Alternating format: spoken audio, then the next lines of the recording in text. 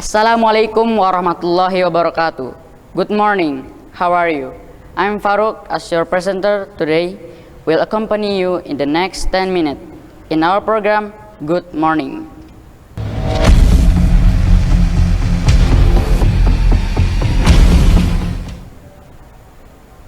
For today, Good Morning will present latest news from the United States of America. The first news is about submarine. Recently, we were shocked by information about the drowning of a submarine in the North Atlantic Ocean, which mission is to view closely of the Titanic wreck, where one of the passengers was a billionaire. This is the latest investigation report from Padaha Arabasari. What started as an adventure to the bottom of the ocean to examine the rotting remains of the Titanic ended in disaster last week off the coast of Newfoundland, Canada.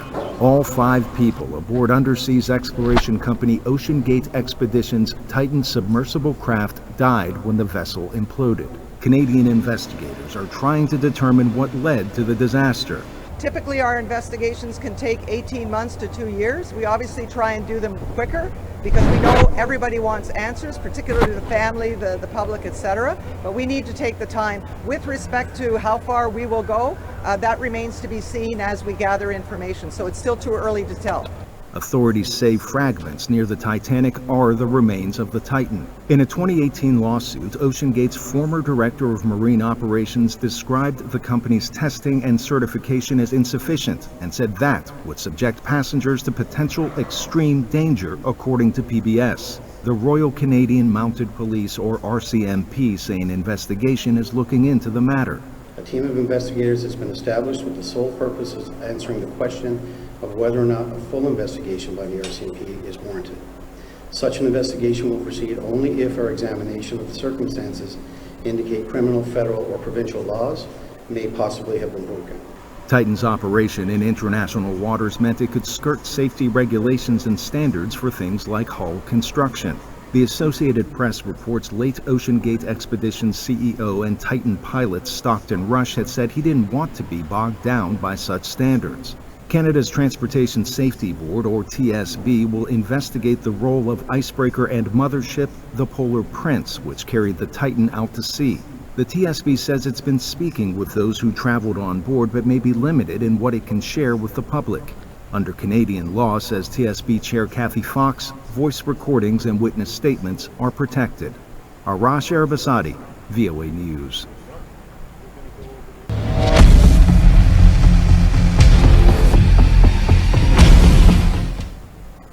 The next information from NASA. Recently, NASA has reported that they have successfully made a simulator door to the planet Mars. For more details, let's watch the coverage. We begin this week, as we often do, with another successful launch from private spaceflight company SpaceX. Its cargo on this trip, however, is something entirely new. The Falcon 9 rocket carried a satellite that will operate NASA's Tropospheric Emissions Monitoring of Pollution Instrument, or TEMPO.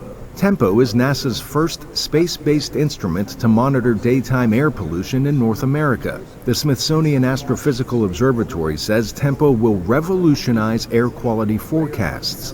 NASA says TEMPO should start work in late May or early June.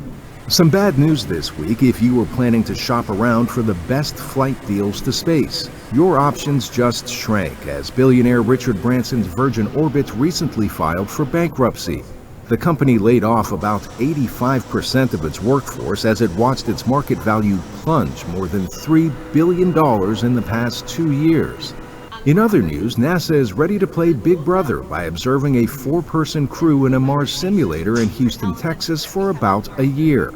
Inside this 3D printed structure called Shapia are 4 bedrooms, 2 bathrooms, a gym, and scattered objects to mimic the Martian experience. So the Crew Health and Performance Exploration Analog, or CHPIA, was developed as a 1-year Mars surface simulation with the intent that we can have crew in isolation and confinement with Mars realistic restrictions, and we can really start to understand how those restrictions are associated with their health and performance over that year.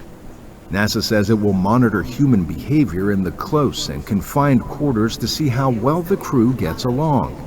The agency hopes to send astronauts to Mars sometime in the next decade. Finally this week, a beloved children's character and newly minted astronaut, Shaun the Sheep, recently returned home.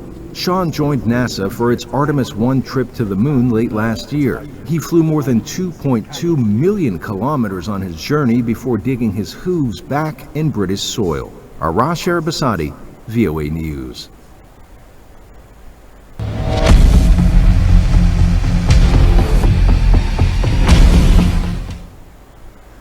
The last information is about City Neutrals Challenge, which was held in Los Angeles. This event involved thousands of scientists, citizens from 47 countries. How was the event going? Let's watch the coverage. Results are in from the global science project called the City Nature Challenge, the 4-day event held in late April and early May. They're trying to document as many plants and animals as possible, and they're taking that time to reconnect with nature. Students from La Paz, Bolivia, were among people from 445 cities who took part.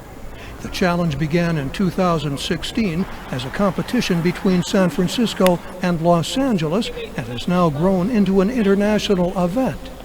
Participants upload photographs through an app called iNaturalist. Among the findings, the dusky shark, which is an endangered species that was documented off the coast of Australia, a recently discovered orchid species in Bolivia, the tiger keelback snake from first-time participant Jeju in South Korea, and the endangered Przewalski's horse, documented by a Ukrainian zoologist, northwest of the capital city of Kyiv. Over 7,000 observations made in the Ukraine. So there are scientists all over the world taking part in this, and sometimes the conditions in the place that you live aren't that amenable. Data collection was easier in most other countries, where people from all walks of life joined the project. You know that there are a lot of teachers and school groups, there are a lot of family groups, there are a lot of single adults who are just like, this is what I love to do on my weekends and evenings. Tens of thousands of people creating a year-by-year record of life on Earth. Mike O'Sullivan, VOA News, Los Angeles.